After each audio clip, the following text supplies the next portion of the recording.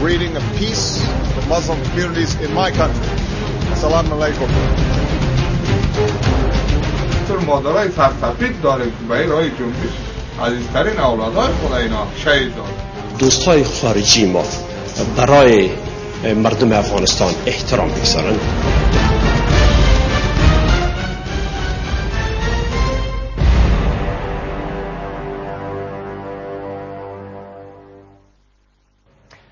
سلام، با خبرهای ساعت 9 از آینه خوش آمدید.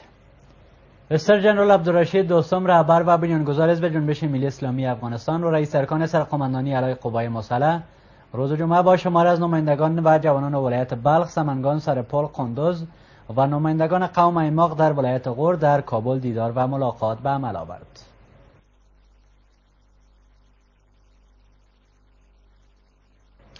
استر جنرال عبدالرشید دوستم رهبر و بنیانگذار حزب جنبش ملی اسلامی افغانستان و رئیس ارکان سرقماندانی علیه قوای مسلح با شمار از بزرگان و نمایندگان جوانان ولایت سرپل در اقامتگاهش در کابل دیدار کرده آنان را بر وحدت و یکپارچگی دعوت کرد.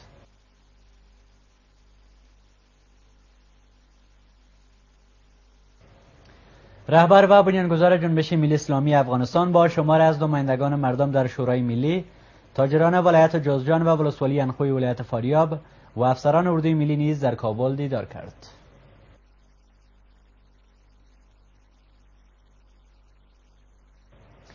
نیروهای ائتلاف مقام پیشین ولایت غزنی را بازداشت کردند. پلیس ولایت غزنی میگوید نیروهای ائتلاف بین‌المللی تحت فرمان امریکا در افغانستان یک مقام پیشین پلیس این ولایت را بازداشت کردند.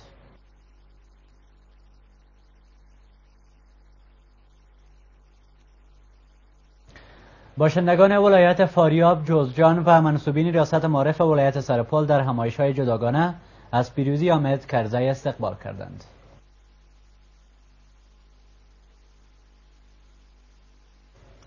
ریاست عمومی امنیت ملی از بازداشت 2 تن آدمربا در مربوطات شهر کابل خبر داد. این افراد قصد اختطاف 3 تن از باشندگان کابل را داشتند که از سوی ماموران امنیت ملی بازداشت شدند. و خبر هم از خارج کشور.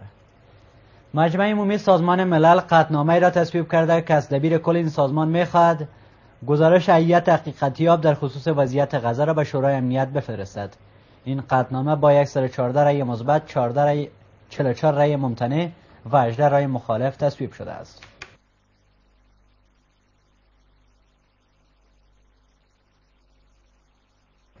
از همراهیتان و فشرده خبرهای این ساعت سپاس.